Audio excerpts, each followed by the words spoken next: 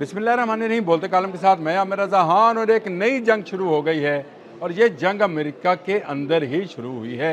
Donald Trump के ख़िलाफ़ intelligence agencies जो हैं उन्होंने काम का बाकायदा आगाज़ कर दिया है, क्योंकि उन्हें नज़र आ रहा है कि डोनाल्ड ट्रंप के ख़िलाफ़ मुआवजा हो जाएगा और उसके लिए सबूत भी फराहम करना है। ये ख़बर इंटेलिजेंस एजेंसीज के हवाले से CNN की शाया करदा है, जो कि ऑफिशियल बयान के बिल्कुल उलट है। ऑफिशियल बयान क्या है कि हमने ईरान की तमाम फ़ज़ाइया ख़त्म कर दी, हमने ईरान के तमाम बहरिया ख़त्म कर दी, हमने ईरान की तमाम मिसाइल सिटीज़ को ख़त्म कर दिया और हमने ईरान की ड्रोन्स फैक्ट्री को ख़त्म कर दिया। लेकिन CNN की रिपोर्ट, जो कि RT ने भी शाया की है, उसमें ये बात बताई गई है कि इंटेलिजेंस एजेंसी की रिपोर्ट के मुताबिक डोनाल्ड ट्रंप सच नहीं बोल रहे हैं। अगर सच नहीं बोल रहे हैं तो समझे झूठ बोल रहे हैं। उनका कहना है कि सिर्फ अभी तक लॉन्चिंग सिस्टम हाफ के करीब, यानी आधे लॉन्चिंग सिस्टम ज़ाया किए जा सके हैं ईरान के, बाकी आधे महफूज हैं। और अगर मिसाइल्स की और ड्रोन्स की बात की जाए तो उनका 1/3 ज़हीरा अभी तक मौजूद है। आप सबको याद होगा कि मैं बार बार कहता हूँ कि 25 साल में 5 साल की जंग की तैयारी कर रखी है और अब इस जंग को लंबा करना ईरान की पॉलिसी है, अमेरिका की नहीं। अमेरिका यहाँ से 2-1 रोज़ में जाना चाहता है। वो चाहता है कि कल का जाता आज चला जाए, जो 2 हफ्तों में होना है वो आज हो जाए और वो जान छुड़ा कर यहाँ से निकल जाए। लेकिन अब कंबल उसको छोड़ नहीं रहा है। ये वो वजह है जिसकी वजह से जो है कि अभी तक ईरान की वो पावर जो वो ख़त्म करना चाहता था ख़त्म नहीं हुई है। ये बयान वैसा ही है जैसे जंग मई में किया गया था। कहा गया था कि उसकी तमाम न्यूक्लियर पावर जो है ख़त्म कर दी गई। अब जंग शुरू की गई 28 फरवरी को और कहा गया कि उसकी न्यूक्लियर साइट्स तबाह कर दी गई। लेकिन इसके बाद डोनाल्ड ट्रंप ने क्या बयान दिया? रोते हुए ये बयान दिया कि उसकी न्यूक्लियर तमाम की तमाम इंस्टॉलेशन या उसका अफजुर्दा करदा यूरेनियम जो है इतनी गहराई में मौजूद है कि उसको निकालना मुमकिन नहीं है। हाँ, कभी ऊपर आया तो देख लेंगे। फिर ये बयान दिया कि आबना हरमज़ मेरे जाने से खुल जाएगी, या फिर बरतानिया और फ्रांस आकर इसको खोल लें। ये भी उसकी शिकस्त है। एक जहाज़ गिरता है F-35, दूसरा गिरता है, पायलट गिरफ्तार हो जाता है। आज खबर आ गई है इसकी भी कि पायलट भी उनका गिरा और गिरफ्तार हुआ। ये तस्नीम न्यूज़ ने जो है ये खबर दे दी है। इसका मतलब ये हुआ कि CNN की ये रिपोर्ट कि इंटेलिजेंस एजेंसीज जो हैं वो ये कह रही हैं कि ईरान की ज़्यादातर मिसाइल जो हैं अभी तक महफूज हैं।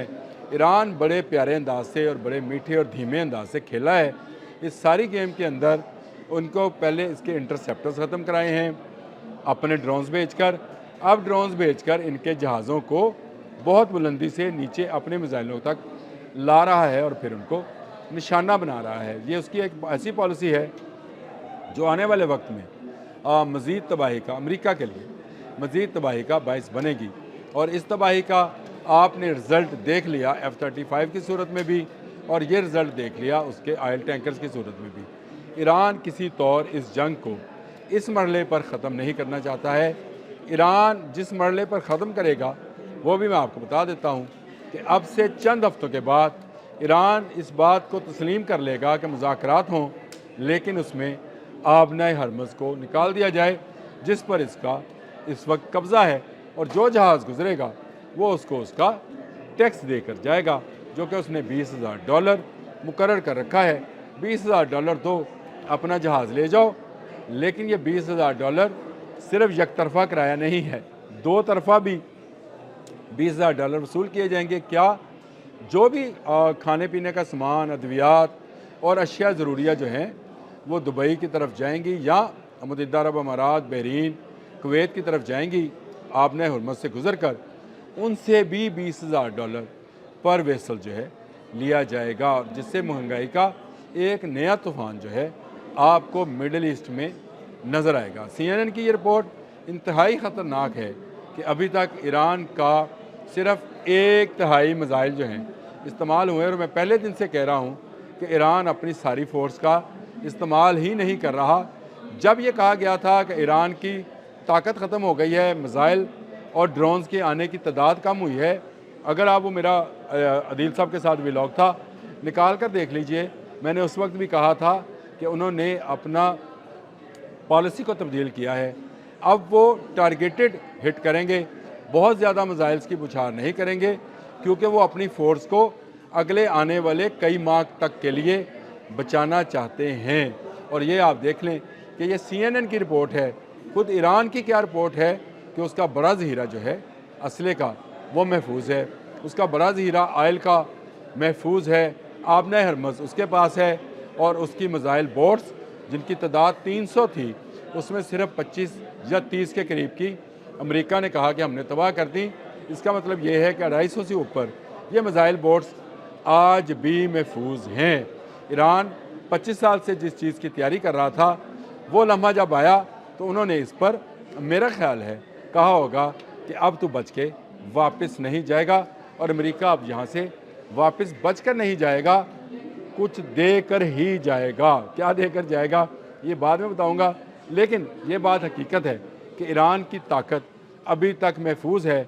CNN की ये रिपोर्ट, याद रखिए CNN उनका एक तरह का सरकारी अदारा है। मैंने एक तरह का इसलिए कहा कि दुनिया ये समझती है कि वहाँ पर शायद उस तरह की पाबंदियाँ मीडिया पर नहीं है और मीडिया को कंट्रोल किया जाता है। लेकिन जब ऐसी रिपोर्ट्स हैं जो कि CNN जैसा अदारा दे, तो आप समझ जाएं कि अमेरिका के अंदर इस वक्त एक कोल्ड वार जो है हॉट वार में शुरू हो गई है। इंटेलिजेंस एजेंसीज एक तरफ आकर खड़ी हो गई हैं, डोनाल्ड ट्रंप पेड हेक्सत ये एक तरफ आकर खड़े हो गए हैं, और अब इनकी शामत आने वाली है, यानी उनकी शामत आने वाली है जब इंटेलिजेंस एजेंसीज ये रिपोर्ट सबमिट करेंगी कि इन्होंने ईरान पर बहुत ज़्यादा झूठ बोला। ईरान कोई न्यूक्लियर प्रोग्राम जो था उसके तहत वॉरहेड नहीं बना रहा था। ईरान पर गलत इल्ज़ाम लगा कि उसने अपने लोगों को कत्ल किया।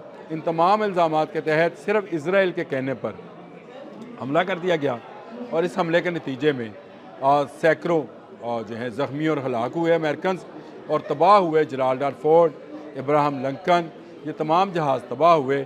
F-35 का जो है स्टेल्थ टेक्नोलॉजी वो भी हैक हो गई, और बहुत सारे ड्रोन्स जो हैं वो तबाह हुए। F-15 गया, F-18 गया, F-16 गए। तो अमेरिका का कौन सा जहाज़ और कौन सा अस्करी एसेट है जिसको ईरान ने इस वक्त तक तबाह नहीं किया। और अगर इसराइल की बात की जाए तो कंट्रोल्ड मीडिया तो वहाँ पर भी है, जो अभी तक वहाँ की तबाही की दास्तानें, चाहे वो लेबनान सरहद पे हैं, चाहे वो इसराइल के अंदर तेल अबब में गिरने वाले मिसाइल्स की हैं, पूरी रिपोर्टिंग नहीं है। लोगों को मना कर दिया गया है कि वो फुटेजेस ना बनाएं। इवन दुबई में तो बाकायदा सज़ाएँ भी देना शुरू कर दी गई हैं, लेकिन इसके बावजूद खबरें बाहर आती हैं। अब ये CNN वाली रिपोर्ट जो है ये बात साफ कर रही है कि अब नई जंग शुरू होगी। आप अगले 2 हफ्तों में एक चीज़ बड़ा इस पर जायज़ा लीजिएगा, या इस पर तवज्जो रखिएगा कि डोनाल्ड ट्रंप के ख़िलाफ़ मुख्तलिफ़ अखबारात में इंटेलिजेंस एजेंसीज रिपोर्ट्स चलाना शुरू करेंगी। अभी तो जनरल गया है, अटॉर्नी जनरल गई है, और CNN की ये रिपोर्ट सामने आई है। अब बाकी अखबारात में भी आहिस्ता आहिस्ता जर्नलिस्ट सही रिपोर्टिंग जो है वो शुरू करेंगे, और फिर आपको डोनाल्ड ट्रंप पर बढ़ते हुए दबाव का एहसास होगा। एक चीज़ और आपको बताता जाऊँ, बाइडन के बारे में डोनाल्ड ट्रंप क्या कहते थे कि ये उम्र सीधा है, चल नहीं सकता, इसलिए इसको अमेरिका का सदर होने की कोई जो है ज़रूरत नहीं है, और ना ये अमेरिका को चला सकता है। आज के दिन जब मैं आपसे बात कर रहा हूँ, सबसे ज़्यादा डिस्कशन में डोनाल्ड ट्रंप की उम्र है कि ये बूढ़ा हो गया है, सठियाया गया है, और इसका सठिया जाना जो है अमेरिका को तबाही के दहाने पर लेके जा रहा है। मुख्तलिफ मुफक्किरीन इस पर तबसरा कर रहे हैं। मैंने आपसे कहा आने वाले चंद दिनों में आप ऐसी रिपोर्ट्स को, जैसी CNN और RT की रिपोर्ट है, ऐसी रिपोर्ट्स को तसलसल के साथ छपता हुआ, और फिर इस बदमाश डोनाल्ड ट्रंप को ज़मीन बोस होता हुआ अपनी इन 2 आंखों से देखेंगे। गरूर का सर नीचा, लेकिन कितना नीचा ये अब ईरान डोनाल्ड ट्रंप को नीचे झुकाकर बताएगा। अब तक के लिए इतना ही। अल्लाह हाफ़िज़।